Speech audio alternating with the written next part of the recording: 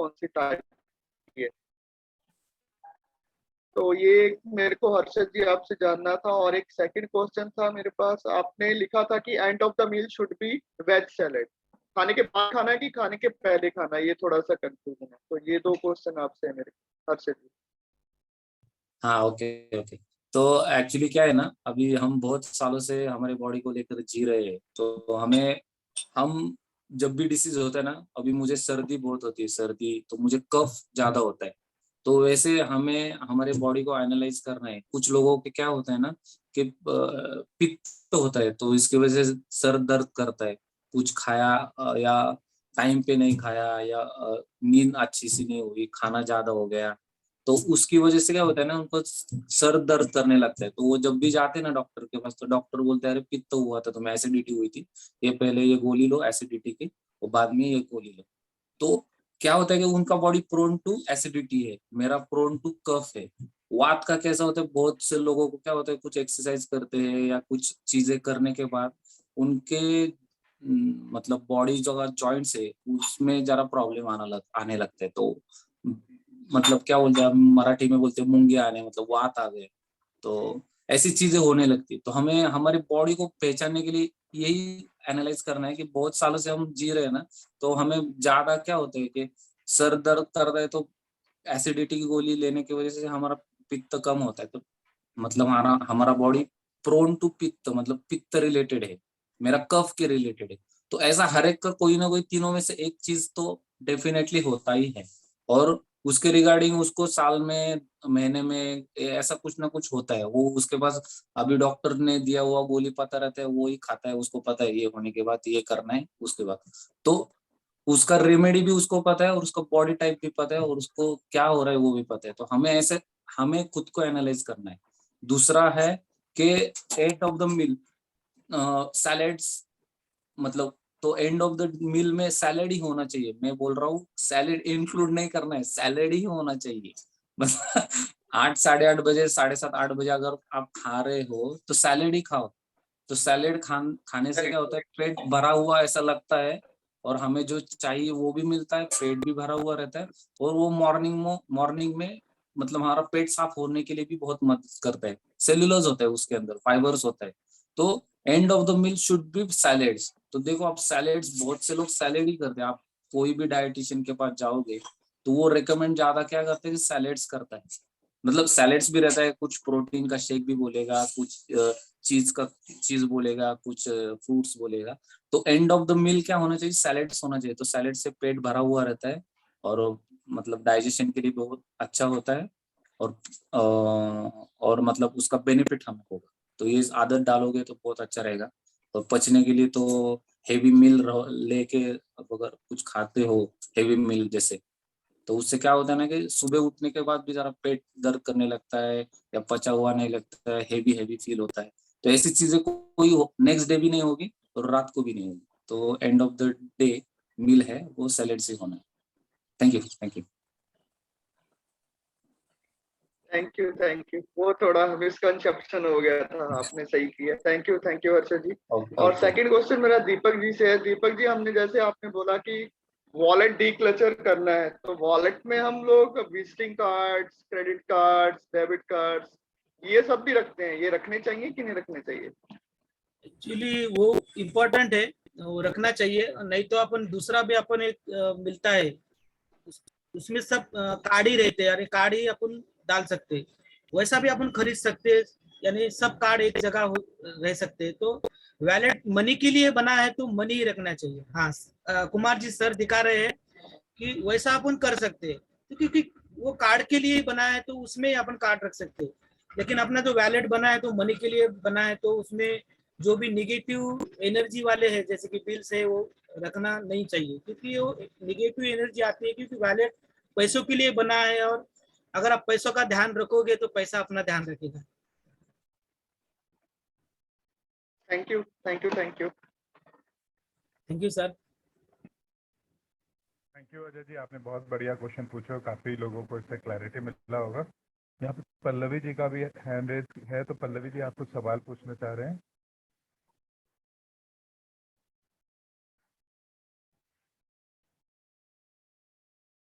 पल्लवी जी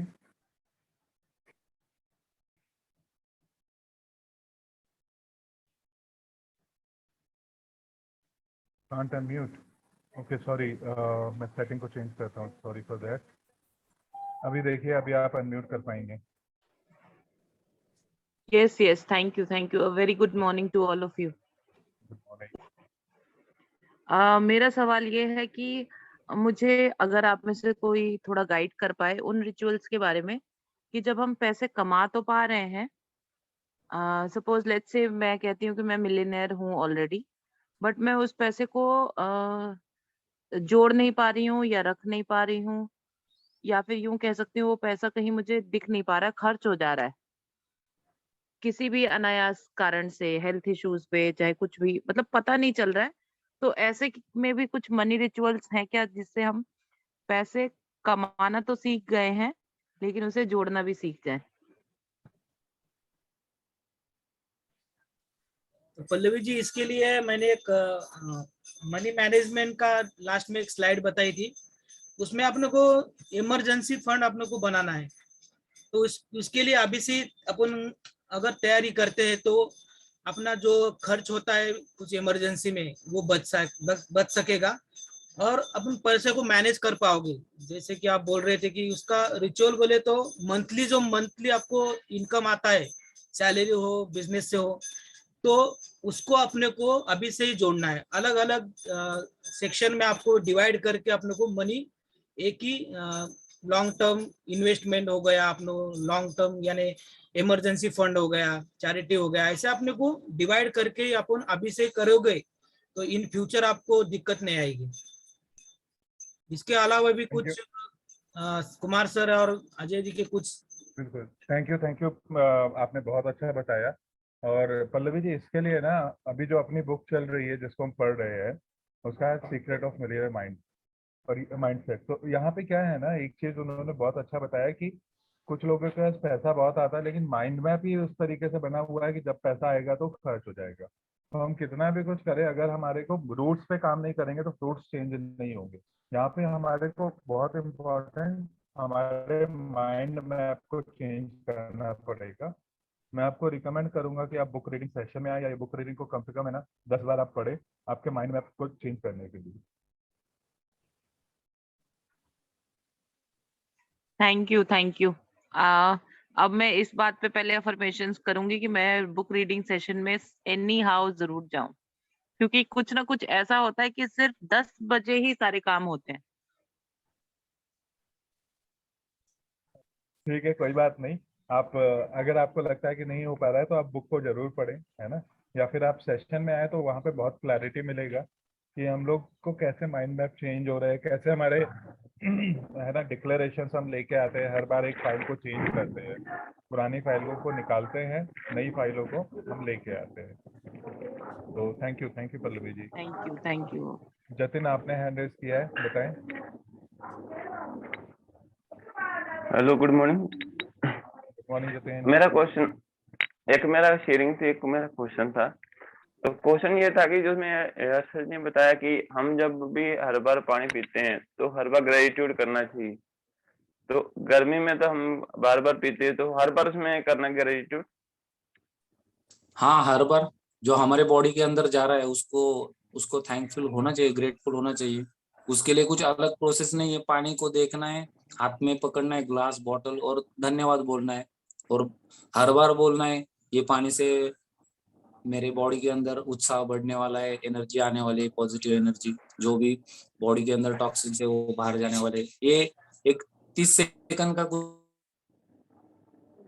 वो हर बार करना है। जब भी पीते समय तो बोलना है, सिर्फ 1-2 बार बोलना है, और जब ये इसकी आदत लगेगी तो बाय डिफॉल्ट करने लगेंगे, और बहुत इसके ऊपर मतलब इससे बहुत अच्छी तरीके से फायदा होता है। तो ये करना है। सिर्फ हम मॉर्निंग में वाटर मैनिफेस्टेशन करते ऐसा नहीं है, दिन भर भी हम जो चीजें कर रहे हैं उसके अंदर हम अगर वाइब्रेशंस डालते हैं, पॉजिटिव चीजें डालते हैं, उसके रिगार्डिंग वो करते समय बहुत सी अच्छी चीजें दिमाग में रखते हैं। मैं तो एक्चुअली ये बताना भी भूल गया, हमारे घर में जब भी कोई कुकिंग हो रहा है तो कुकिंग करते समय कोई भी लेडी कुकिंग कर रही है तो उसके बाजू में कुछ तो भगवान का मंत्र लगाइए, तो क्या है ना, वो बनाते समय कुछ तो अच्छी चीजें हम सुन के वो चीजें कर रहे हैं, तो उससे क्या होता है ना, पॉजिटिव चीजें अंदर आती है। अगर हम गुस्से से या किसी को अनाप शनाप बोल के या किसी का मत्सर करके जो भी चीजें कर रहे हैं, उसका इम्पैक्ट हमारे बॉडी के ऊपर और जो हम चीजें ग्रहण कर रहे हैं उसके ऊपर भी होता है। वो स्लोली स्लोली होता है। तो पॉजिटिव एफर्मेशन वाइब्रेशन डालना है पानी पीते समय, और जितना आप डालोगे उतना अच्छा रिजल्ट हमें खुद को आने वाला है, तो डालना है। Thank you. Thank you. बहुत अच्छा अर्षद भाई। और इसमें ऐड करूंगा, जितने लोगों ने भी है ना कभी किसी मंदिर में जाके है ना प्रसाद या भंडारा खाया हो, या किसी गुरुद्वारे के बाहर जाके है ना आपने क्या बोलते हैं उसको, लंगर में खाया हो, लंगर तो एक लंगर अलग एनर्जी फील नहीं होती है वो खाने के बाद में। खाना तो वही है जो शायद हमको ढाबे में भी मिल जाता होगा, या जब हमारी माँ बनाती है, हमारे घर पे कोई बनाता है, एक अलग एनर्जी मिलती है। वो क्या चीज है ना, वो एक पॉजिटिव थॉट के साथ बनाया हुआ है। इसी तरीके से है ना, ये जो हर्षद जी ने बताया बहुत इंपॉर्टेंट है। और मैं तो कहता हूँ कि अगर हम अभी सांस ले रहे हैं ना इस सेकंड में, तो इसके लिए भी हमें थैंक यू कहना चाहिए। अगर कल ये कनेक्शन कट गया तो अब क्या करेंगे? मतलब पानी पीते वक्त ही क्यों करना है? कुमार जी, एक चीज और इसमें ऐड करना चाहूंगी कि जब हम किसी दूसरे को पानी पिला रहे हो, तो भी इसी भाव के साथ पानी दें कि ये पानी जिसको हम दे रहे हैं वो भी उतना ही एनर्जेटिक फील करे। या मान लीजिए हमारा किसी के साथ मन मुटाव है, घर में ही है या दोस्तों के साथ है, और आप समहाउ पानी उनको प्रेजेंट कर रहे हैं, तो उस फीलिंग के साथ पानी उनको दीजिए, उस भावना के साथ अफर्म करके, तो भी ये काम आएगा। और आखिरी में एक चीज ही ऐड करूंगी, हमारे जो पुराने समय में जब आप टीवी भी देखते होंगे, तो वो ऋषि मुनि जब शाप भी देते थे तो वो हाथ में पानी को ही अभिमंत्रित करके शाप देते थे। तो पानी itself is a very big source of energy, तभी आप उसको एनर्जी में तब्दील कर पा रहे हैं ना। तो पानी बहुत इंपॉर्टेंट है, हमारा बॉडी भी 70% पानी से ही बना हुआ है। तो आप पानी खुद पिए या किसी और को ऑफर करें, पानी हमेशा अभिमंत्रित करके ही पीना चाहिए।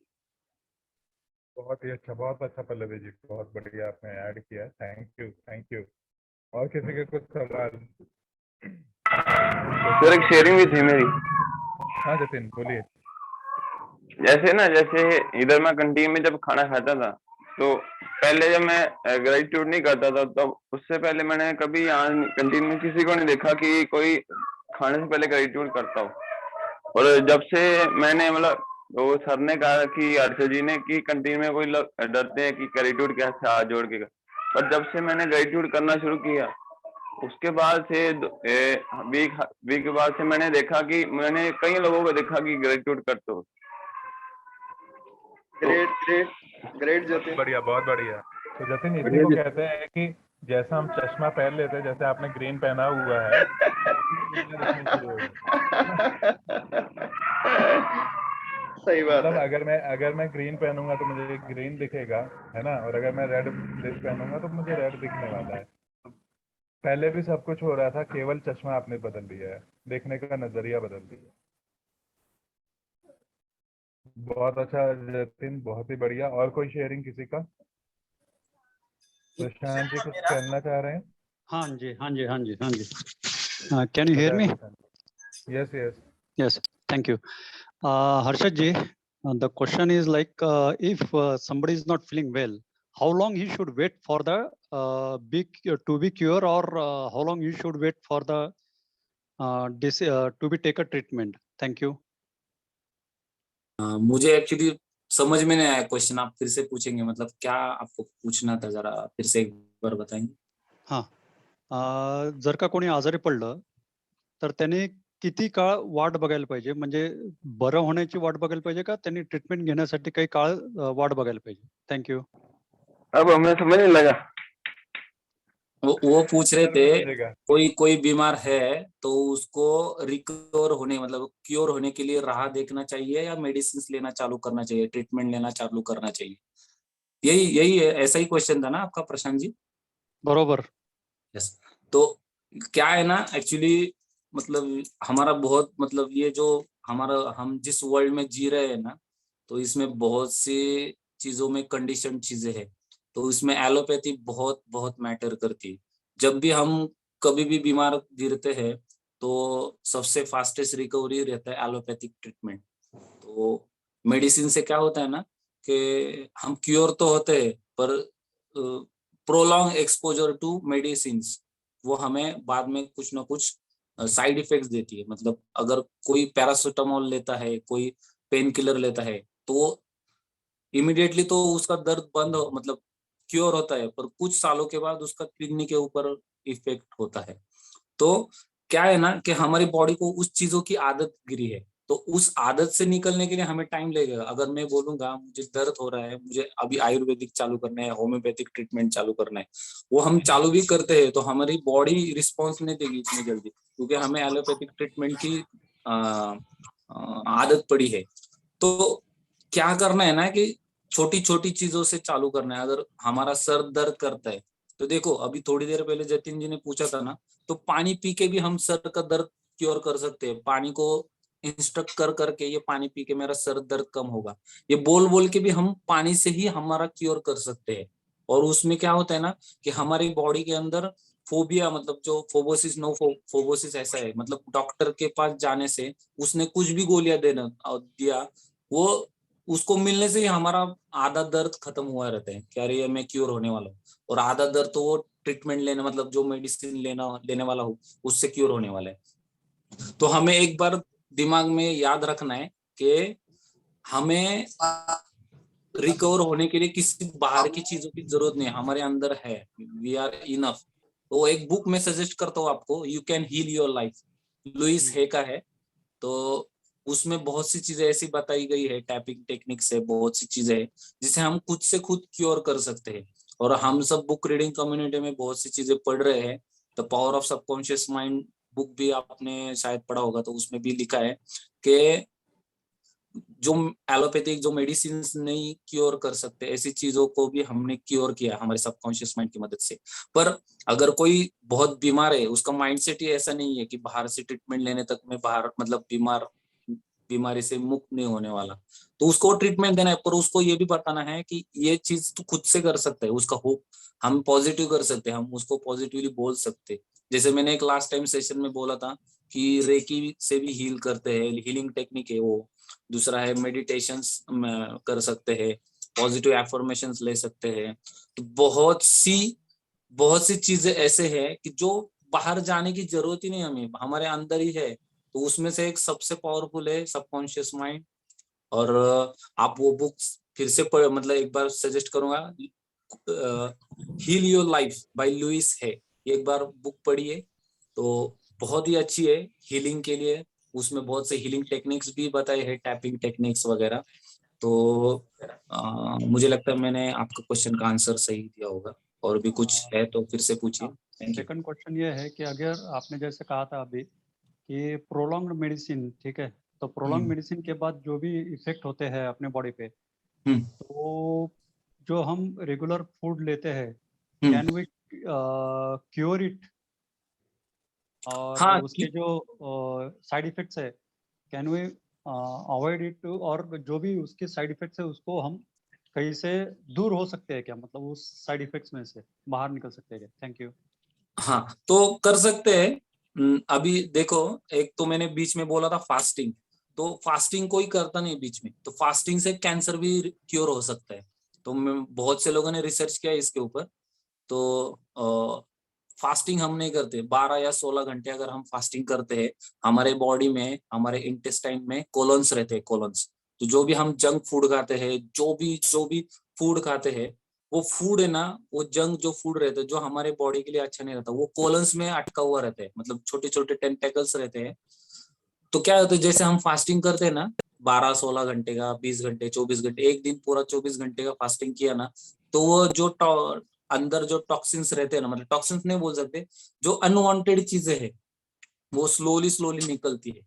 तो उसमें कुछ चीजें लिवर में भी रहती है। जैसे लिवर हमारा केमिकल लेबोरेटरी का काम करता है, जो भी अच्छी चीजें हो गलत चीजें हो, अगर हम ज्यादा कुछ शुगरी प्रोडक्ट लेते हैं तो ग्लूकोज का ग्लाइकोजन में रूपांतर करता है और फैट्स में कन्वर्ट करके रखता है।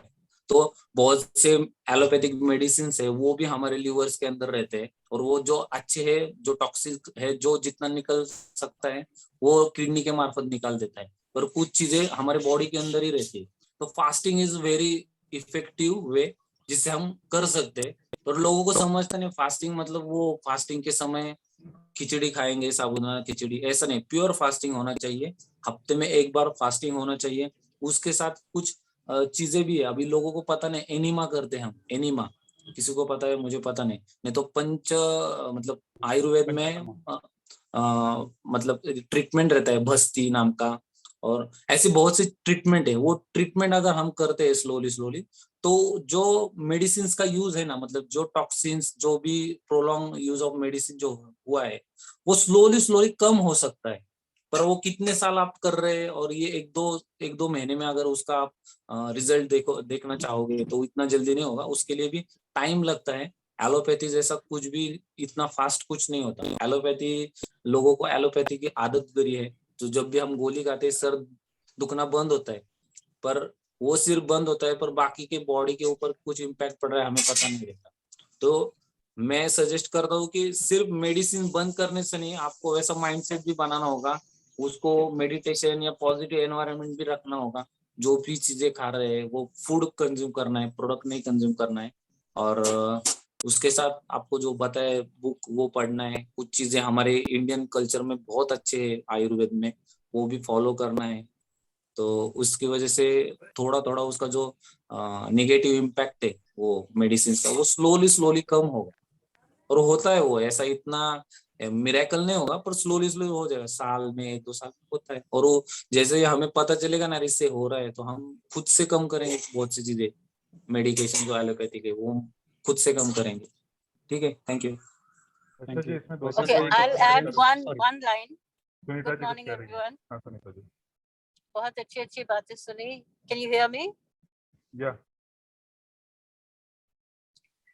Uh, ये जो एनाल्जेसिक है, जो ये दर्द को कम करने की दवाइयां हैं, इसके अगेंस्ट एक कॉशन डेफिनेटली है, क्योंकि मैंने अपने फैमिली में और बाहर भी कई लोगों से बहुत कुछ सुना है कि उसके बहुत सारे नुकसान हैं। तो हम कईयों को आदत होती है जल्दी से, सिर दर्द हुआ, पेट दर्द हुआ, और फिर या पीठ में दर्द, व्हाटएवर, कुछ ना कुछ तो दवाई वो खाते रहते हैं, लेकिन उसका असर अंदर आपके इंटेस्टिन्स में अल्सर तक बन जाता है, और खून की वॉमिटिंग्स मैंने बहुत लोगों को सुनी है।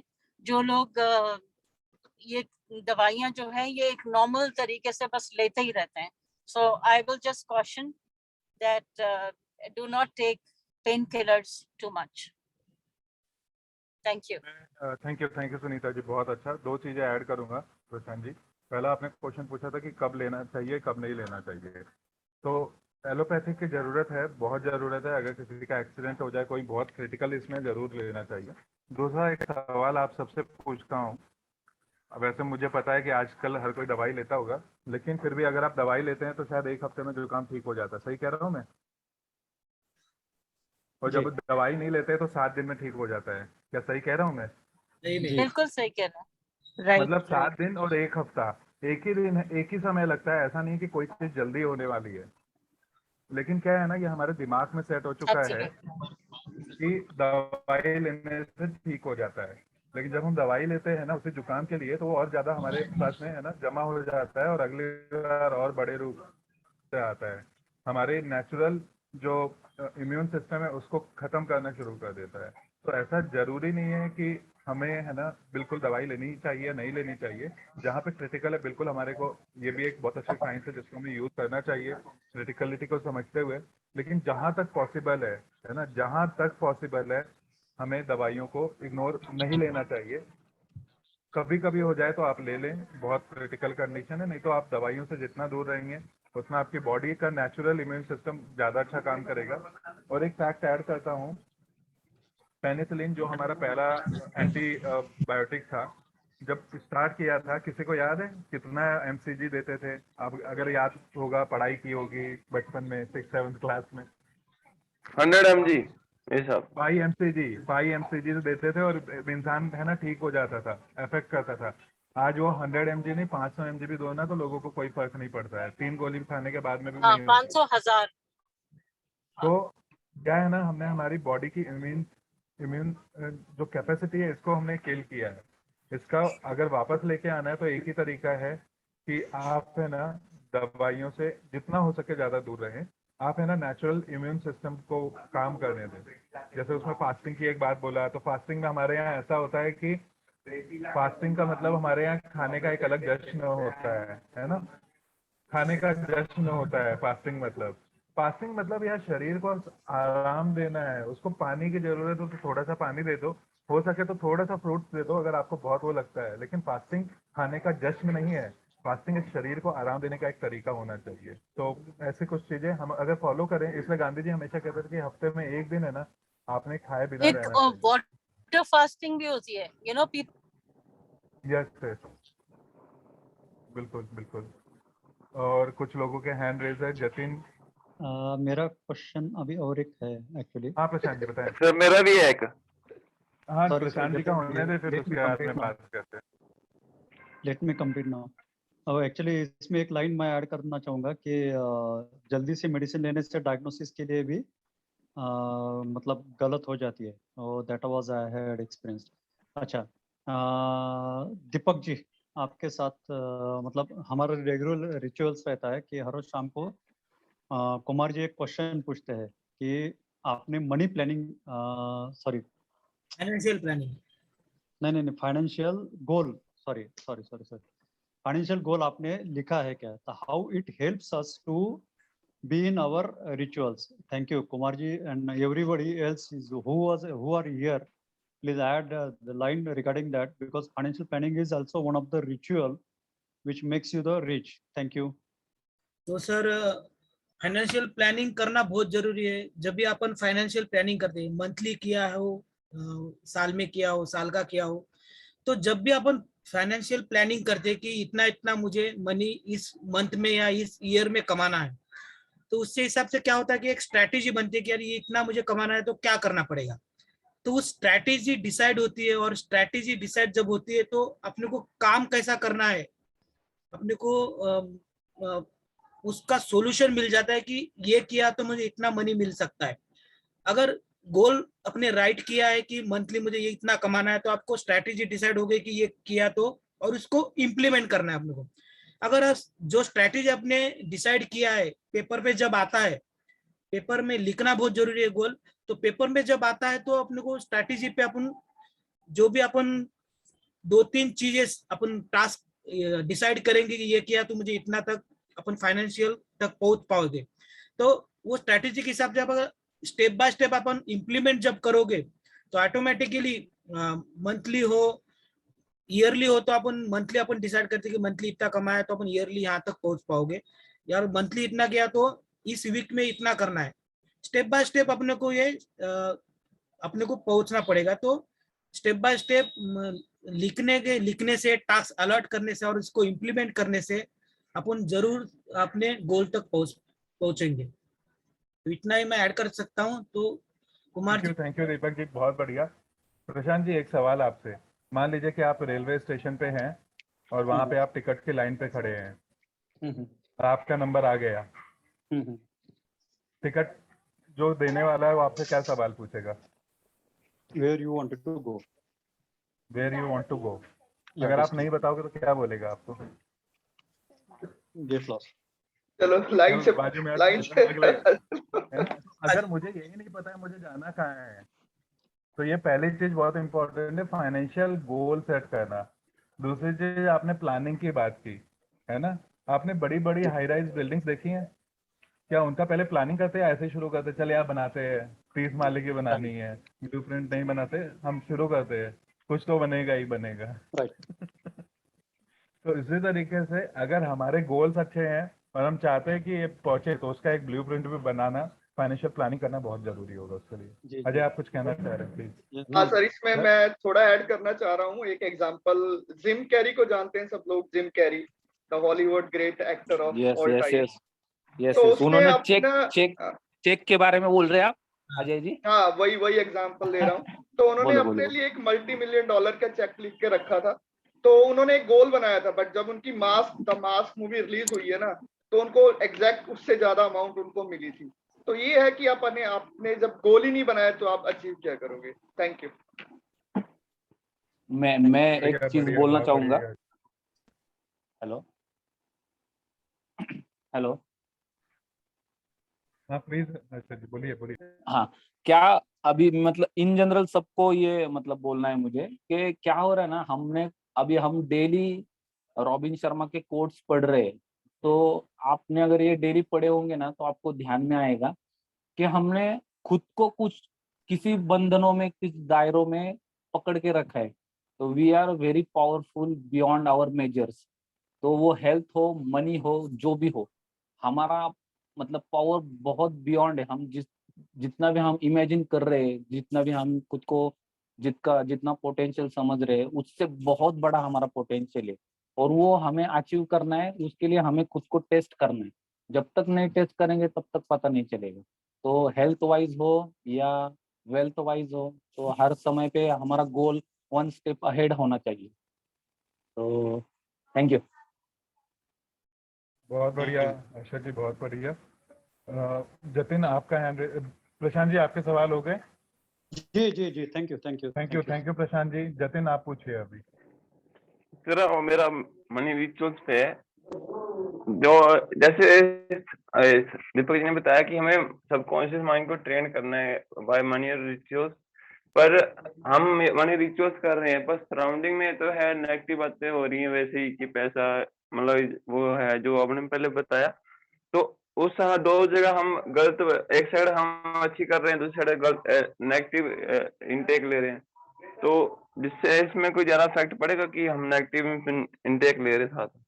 जतिन इसको मैं क्विकली आंसर करता हूँ। फोकस चेंज करें, बार बार मैं आपको ये बताता हूँ, फोकस चेंज करें। और कमल को खिलने के लिए ना कीचड़ की जरूरत है। ठीक है जी। तो कमल अगर आप बनना चाहते हो तो कीचड़ की जरूरत है। और फोकस चेंज करें, इग्नोर करें। आप कहाँ जाना चाहते हो ना, कभी भी हाथी के जैसे चलो। जो मदमस्त चलता है, कुत्ते भौंकते हैं, वो नहीं देखते हैं। Okay okay. अगर वो हाथी उस पर देखना, ध्यान देना शुरू कर देना, तो हाथी हाथी नहीं रहेगा। आप समझ सकते हो। ठीक है ओके, थैंक यू। ठीक है जी, थैंक यू। पल्लवी जी आपने हैंड रेज किया, बताएं। यस, मैं अपना इनपुट देना चाह रही थी। वो जब हम मेडिसिन की बात कर रहे थे, मैं एलोपैथिक मेडिसिन के बिल्कुल अगेंस्ट हूँ। और जब फर्स्ट वेव कोविड का था, जब बहुत सीरियस था ये, तो मैं बीमार हो गई और अपने कन्विक्शन के अनुसार मैंने मेडिसिन नहीं लिया। फाइनली ऐसा हुआ कि मैं बहुत ज्यादा बीमार हो गई और मुझे हॉस्पिटलाइज होना पड़ा। कोई बात नहीं, जब मैं हॉस्पिटल भी पहुंची तब भी मेरा माइंड रिलक्टेंट था कि एलोपैथिक में मेरा सही देखभाल नहीं होगा और मुझे सही मेडिसिन नहीं मिलेगी। लेकिन मेरी बॉडी क्योंकि काम नहीं कर रही थी, तो मुझे हॉस्पिटलाइज करना ही पड़ा। हॉस्पिटल्स में जाने के बाद जब दवाइयां मुझे देनी शुरू हो गई, तब भी मेरे मन में यही आ रहा था कि मुझे ये दवाइयां मतलब ठीक नहीं करेंगी। लेकिन फिर अचानक से मेरे माइंड में एक ख्याल आया कि दवाइयां तो अब आ ही रही हैं, मैं इसको मना नहीं कर सकती, डॉक्टर्स ने जो दवाइयां चढ़ानी हो तो चढ़ानी है। तो I started praying that change all the poisons into medicine. इस एलोपैथिक दवाई की जो भी पॉइजनस इफेक्ट है, उन सब को आप एक मेडिसिन में चेंज कर दीजिए। मेरी बॉडी में इसका कोई भी दुष्प्रभाव ना आए, कोई भी साइड इफेक्ट ना आए, जो हो वो मुझे मेरे फायदे के लिए हो। और मैंने इतना प्रेयर करना स्टार्ट कर दिया। सिस्टर जब एक इंजेक्शन, एक ड्रिप भी लगाती थी, तो बिलीव मी, मैं इसी प्रेयर के साथ उस इंजेक्शन को ग्रहण करती थी कि ये मेरी बॉडी में जा रहा है और मुझे बिल्कुल ठीक करेगा और इसका कोई साइड इफेक्ट नहीं आएगा। एक सेंटेंस बार बार बोल रही थी, change all poisons into medicine, change all poisons into medicine. तो ये आप सबसे भी यही मेरा वो है, गुजारिश है कि कभी अगर खाना पड़े, क्योंकि देखिए छोटा बच्चा भी होता है घर में, हम कभी रिस्क नहीं लेते कि उसको फीवर हो गया हम पैरासीटामोल ना दे, लेते ही नहीं। आप में से कोई भी नहीं लेगा कि जिसका 5 साल 6 साल का बच्चा हो, उसको हाई फीवर आ जाए और वो 5 दिन का इंतजार करे। ऐसा नहीं होता है। हम प्रैक्टिकल उसको मेडिसिन दे देते हैं, है ना, पैरासीटामोल दे देते हैं। तो हम यही कर सकते हैं कि जब हम उसको मेडिसिन दे रहे हो, तो अपनी तरफ से ये कोशिश करें कि इस कन्विक्शन के साथ, इस सोच के साथ, इस अफर्मेशन के साथ दें कि वो मेडिसिन बच्चे को ठीक करे और उसकी जो भी साइड इफेक्ट्स हैं वो उसकी बॉडी में ना जाए। तो मेरी तरफ से यही इनपुट है और ये मेरा प्रैक्टिकल एक्सपीरियंस है जिसके बेसिस पर मैं ये बोल रही हूँ। थैंक यू पल्लवी जी। और भी कुछ लोगों के हैंड रेज दिख रहे हैं मेरे को, तो नेहा जी को मौका देते हैं। नेहा जी आप बात करें, वैसे समय हो चुका है, हम लोग थोड़ी ही देर में क्लोज भी करेंगे। नेहा जी आप बताएं। Thank you sir. Deepak ji, मैं आपसे एक चीज पूछना चाहती हूँ।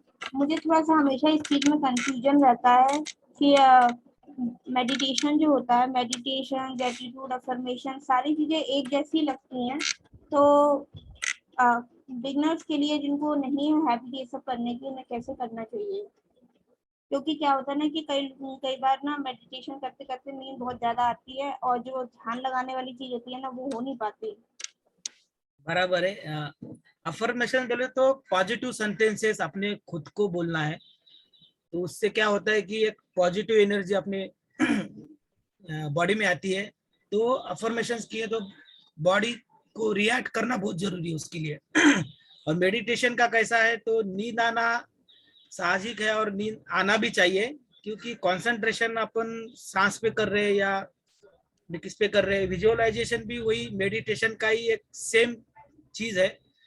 तो मैं इतना ही कहना चाहता हूँ कि नींद आती है तो नींद आने दीजिए, क्योंकि वो भी एक अच्छी बात है। क्योंकि मेडिटेशन में अगर आप कंसंट्रेशन करते करते, क्योंकि ध्यान केंद्रित नहीं होता है अपने इस पे, तो मेडिटेशन विजुअलाइजेशन होगा। विजुअलाइजेशन में तो आपने को विजुअलाइज करना है।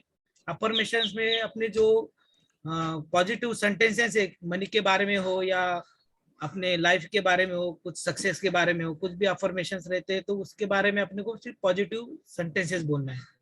Anybody can add in? Neha ji इसमें एक ऐड करूंगा। जैसे देखो, जब आप बच्चों को देखते हो तो अब वो इंग्लिश लिखी हो, हिंदी लिखी हो या कोई भी भाषा लिखी हो, उसको क्या लगता है? काला अक्षर। अक्षर बराबर। सही कह रहा हूँ मैं, है ना? तो उसी तरीके से जब हमें इसका ज्ञान नहीं होता तो हमें ये सब चीजें एक लगती है। अब इसका सबसे अच्छा तरीका क्या है ना, मैं नहीं बोलूंगा आपने मेडिटेशन करना चाहिए, मैं ये भी नहीं बोलूंगा आपने एफर्मेशन करना चाहिए या कुछ करना चाहिए। आप जिस स्थिति में हो ना, आपको इस स्थिति में रहना चाहिए। मतलब एग्जाम्पल देता हूँ, जो लोग भी स्टार्ट करना चाहते हैं ऐसे कुछ भी, तो आप ऐसा मत करो कि आप मेडिटेशन पे बैठ गए और आपने शुरू किए। आपने सबसे पहले है ना माइंडफुलनेस, ये शब्द सबने सुना होगा, माइंडफुलनेस, उसको देखना है। मतलब क्या है, अगर मैं खाना खा रहा हूँ तो मैं उस वक्त केवल खाना खाऊं और खाने को एंजॉय करूं। मैं जानने की ये कोशिश करूं कि मैं जब ये खाना खा रहा हूँ ना तो कैसे मेरे शरीर में जा रहा है। ये माइंडफुलनेस है। जब मैं पढ़ाई कर रहा हूँ ना तो मैं केवल उस चीज पे फोकस करूँ, इसको कहते हैं माइंडफुलनेस। जब हम स्टॉक में हैं तो हम स्टॉक को सुन रहे हैं और इसके अलावा बहुत कुछ चल रहा होगा हमारे आसपास में, लेकिन मेरा माइंड कहाँ पे होना चाहिए? हमारे मन को जब हम समझना शुरू करेंगे, मन को एकाग्र करेंगे, है ना? आप सबने देखा होगा, छोटा बच्चा जो होता है 4-5 साल का, उसको रखो एक जगह पे, 5 मिनट में देखो कहाँ गायब हो जाता है। मन भी उसी बच्चे के जैसा है। इस मन को है ना थोड़ा सा हमें एकाग्र करना सिखाना है, और तब आपको है ना ये तीनों चीजें समझ में आना शुरू हो जाएंगी, या आगे इन सब चीजों को आप समझ पाओगे। ओके नेहा जी।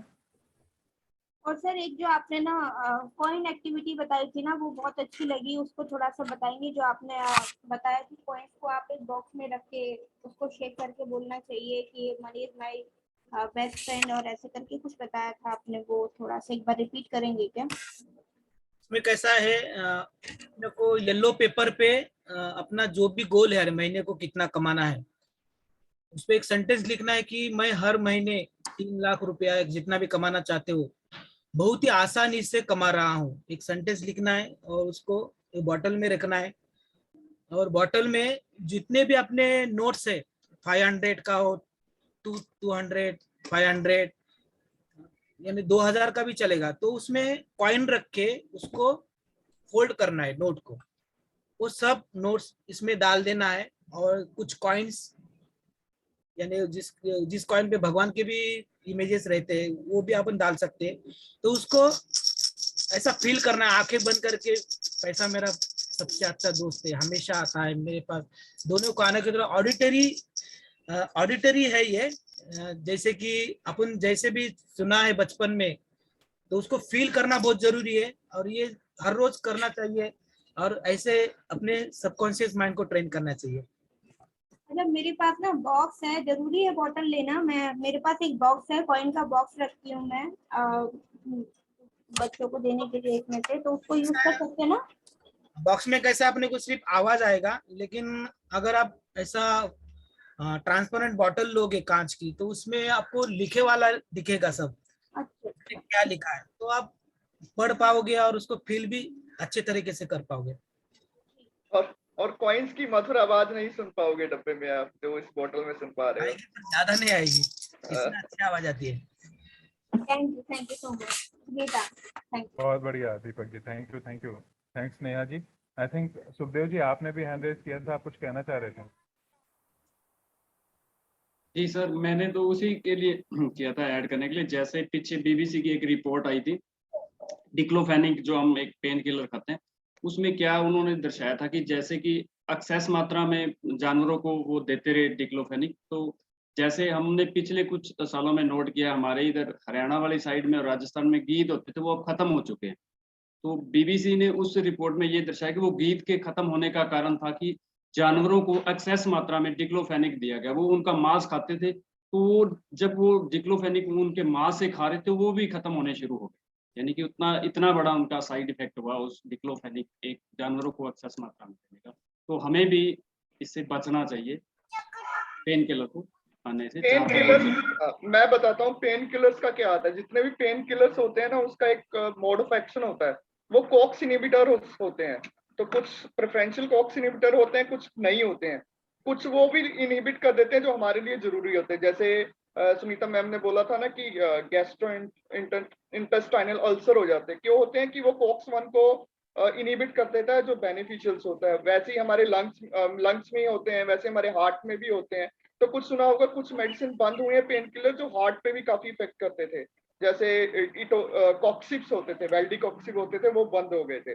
तो कोई भी मेडिसिन, कोई भी पेन किलर्स अगर हम बहुत ज्यादा लेते हैं, जैसे 20 दिन 25 दिन सालों साल लेते जा रहे हैं, तब जाके उसके बहुत भयानक रिजल्ट होते हैं। अगर आप फॉर द टाइमिंग ले रहे हैं, एक दिन के लिए ले लिया या 2-3 दिन के लिए ले लिया, तब वो इतना साइड इफेक्ट नहीं करते। बट हाँ, कुछ लोगों को आदत हो जाती है, डॉक्टर एक बार लिख देता है, वो लेते ही रहते हैं, मतलब कंटिन्यू लेते रहते हैं, तब जाके सिचुएशन बड़ी क्रिटिकल हो जाती है। तो पेन किलर्स तो अवॉइड करना चाहिए। अगर सर दर्द हो रहा है तो थोड़ा अवॉइड करना चाहिए, ऐसा नहीं है। अगर बहुत ही सीवियर पेन हो रहा है तब जाके। और एक और स्टडी होती है, जब भी कोई नई मेडिसिन हम फार्मा में आती है या रिसर्च होता है, उसका जो कंपैरिजन होता है वो प्लेसिबो से होता है।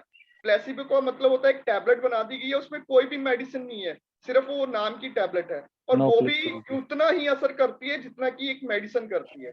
अगर हम किसी को ये बोलेंगे ना, ये सरदर्द की गोली है, तुम खा लो, तो उसका सरदर्द ठीक हो जाएगा। तो ऐसा भी कर सकते हैं हम, कुछ ऐसी टैबलेट्स ले सकते हैं या कुछ ऐसा मतलब ले सकते हैं जिसमें कुछ नहीं है। अगर वो भी आप कह के दोगे ना, ये पेट दर्द तेरा ठीक हो जाएगा, ये तेरा सर दर्द, हेलो, साइकोलॉजी इतना बड़ा काम करती है कि उसका लिटरली उसका पेन दर्द चला जाएगा। मैंने ये बहुत टाइम करके देखा हुआ है लोगों के साथ।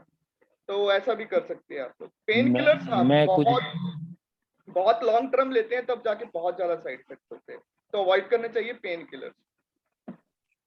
मैं कुछ बोलना चाहूंगा इसके रिगार्डिंग। हेलो, हाँ बोलो बोलो। बोले ना। हाँ, मैं एक्चुअली बहुत दिनों से 2 डॉक्टर को फॉलो कर रहा हूँ। उसमें से एक है डॉक्टर विश्वरूप राय चौधरी और दूसरे है डॉक्टर पद्मश्री BM हेगड़े। तो उनको मैं बहुत दिनों से फॉलो कर रहा हूँ। तो जो हेगड़े नाम के पद्मश्री अवार्ड विनर है, तो उन्होंने ये प्लेसिबो इफेक्ट के बारे में बताया था, और वो बहुत डीप नॉलेज और डीप स्टडी रखते हैं डॉक्टरी पेशे का। तो आपको सभी को रिक्वेस्ट है, मैं आपको चाहिए तो ग्रुप में भेजूंगा उनके 1-2 वीडियो। वो बहुत बहुत डॉक्टर के रिलेटेड, मतलब जो भी मिथ्स है, डॉक्टर लोगों को कैसे ट्रीट करना है पेशेंट को, उसके रिगार्डिंग बोलते हैं। तो आप उन दोनों को फॉलो कीजिए। और तीसरा है कि एक मूवी आने वाली है, देखना है, मतलब आप, एक डॉक्यूमेंट्री टाइप मूवी है, मिरेकल मैन। तो एक देख लीजिए, the power of subconscious mind. वो बंदे ने सिर्फ पावर ऑफ सबकॉन्शियस माइंड के ऊपर उसको डॉक्टर ने बोला था कि ये अभी कभी खुद प्लेन क्रैश में वो कॉमा में गया था, तो वो खुद कभी चल के नहीं उठ पाएगा मतलब। तो उसने सिर्फ पावर ऑफ सबकॉन्शियस माइंड से खुद को मतलब जो भी डॉक्टर बोल रहे थे उसको झूठ कहलवा दिया, सिर्फ विजुअलाइजेशन टेक्निक के ऊपर। तो मिरेकल मैन से नाम का मूवी है, मूवी मतलब एक डॉक्यूमेंट्री है, सीक्रेट मूवी मतलब सीक्रेट बुक में भी उसके रिगार्डिंग लिखा है, सीक्रेट जो रोना बर्न का है उनके एक बुक है उसमें लिखा है मिरेकल मैन, आप देख लीजिए, को देखना चाहिए कि वो मतलब उसने ऐसा किया था कि वो लिटरली प्लेन क्रैश में गिर गया था और डॉक्टर बोले थे कभी खुद के पैर के ऊपर चलेगा नहीं और हर बार उसको सांस लेने के लिए वेंटिलेटर ही लगेगा, तो ये बचने की उम्मीद नहीं है। तो उसने वो डिफीट करके दिया, उसको डॉक्टर को झूठ कर साबित कर दिया सिर्फ सबकॉन्शियस माइंड की मदद सर से। दिखा रहे हैं, बुक भी है वो सर के पास। हाँ, तो देख लीजिए, वो बहुत बढ़िया है। तो हमारा जो लिमिटिंग बिलीफ है जो दीपक जी ने बताया था कि हम कुछ तो हमारे बिलीफ को कुछ तो लिमिट डाला हुआ है कि पैसे के रिगार्डिंग, हेल्थ के रिगार्डिंग, अरे मैं ये नहीं कर पाऊंगा, वो नहीं कर पाऊंगा। तो ये सब हम लिमिटिंग बिलीफ अगर बाजू में रखते हैं तो बहुत सी चीजें अचीव कर सकते हैं। थैंक यू, और सभी लोगों को थैंक यू, आपने बहुत अच्छी तरीके से सुना मुझे, और सुखदेव जी बहुत अच्छा होस्टिंग किया, दीपक जी आपको भी बहुत अभिनंदन, और थैंक यू कम्युनिटी, और thank you Kumar ji and Supriya ji, thanks a lot, thanks. तो थैंक यू। तो अभी हम सेशन को क्लोज करते हैं, 9 बज चुके हैं, काफी अच्छा सेशन हुआ। सुखदेव जी बहुत मुझे परमिशन है। Thank you all, thank you all, thank you. Neha ji कुछ कह रहे हैं आप? हाँ, मुझे कुछ अनाउंस करना है, क्या मुझे परमिशन है सर? हाँ बोलिए। एक्चुअली जो लोग भी डिजिटल क्लास में हैं इसमें, मतलब कल मैं बुक रीडिंग में आ नहीं पाई थी, थोड़ा सा प्रॉब्लम था, तो एक शेयरिंग थी कि आज शाम को 9 बजे फेसबुक और इंस्टाग्राम की ट्रेनिंग है, और मैंने सबके नंबर रीचेक कर लिए हैं, सबके पास मैसेज आ जाएगा, साथ में पिछले सेशन की रिकॉर्डिंग भी आज आपको मिल जाएगी, तो प्लीज टाइम निकाल के ज्वाइन कीजिएगा 9 बजे। नेहा जी 9 मत कीजिएगा, 9:30 पे करेंगे तो आई कैन ज्वाइन। 9 बजे मुश्किल होगा, थोड़ा सा एक सेशन में रहूंगा। एक्चुअली सर फेसबुक और इंस्टा दोनों की है, अगर हम सिर्फ आधे घंटे का रखेंगे और फिर बुक रीडिंग स्टार्ट करेंगे तो फिर नहीं हो पाएगा। It was not earlier inform ना, हम कैलेंडर सेट कर लेते हैं। सॉरी? मतलब मेरा 8:30 से 9:30 एक सेशन में रहेंगे, मैं और कुछ लोग और भी रहेंगे, तो उसको कैलेंडर पहले बुक कर चुके हैं हम। जो लोग जाना चाहते हैं बिल्कुल कर सकते हैं, मैं मेरा बता रहा हूँ कि मेरे लिए मुश्किल होगा, है ना। आप 9:30 बजे करें, मैं 9:30 पे ज्वाइन कर लूँगा, ठीक है जी। ठीक है, मैं आपको सर इन्फॉर्म कर देती हूँ एक बार, सबसे प्रेफरेंस ले। हाँ जी, बिल्कुल बिल्कुल बिल्कुल बिल्कुल, मैं 9:30 पे कर पाऊंगा। बहुत अच्छा, नेहा जी बहुत बढ़िया ट्रेनिंग दे रही हैं, आप लोग इसको जरूर ज्वाइन करें, बहुत अच्छी ट्रेनिंग फ्री में मिल रही है। इसके अलावा सेशन को क्लोज करने के पहले थैंक्स कहना चाहेंगे हम लोग सुखदेव जी का, बहुत ही बढ़िया होस्टिंग, हर्षद जी और दीपक जी ने बहुत बढ़िया इन्फॉर्मेशन दिया, और बहुत ही वंडरफुल ऑडियंस, और ये सिलसिला चलता रहेगा अगर हम रोके ना इसको, लेकिन समय भी हो चुका है तो रोक लेना चाहिए। हमने लास्ट में बात किया, इस बुक से के बारे में बात कर रहे थे, द मिरेकल मॉर्निंग, तो इस पे एक हम प्रोग्राम चला रहे हैं जो हमारा सुबह चलता है, जहाँ पे सिंपल जी और सुप्रिया जी इसको बहुत बढ़िया तरीके से करा रहे हैं। तो आप लोगों से रिक्वेस्ट है कि आप इस सेशन को है ना अटेंड करें और अपनी लाइफ में चेंज होते हुए देखें। तो इसी के साथ आप सबका दिन मंगलमय हो। Bye bye, take care, have a nice time. Thank you. Thank you all. Thanks a lot.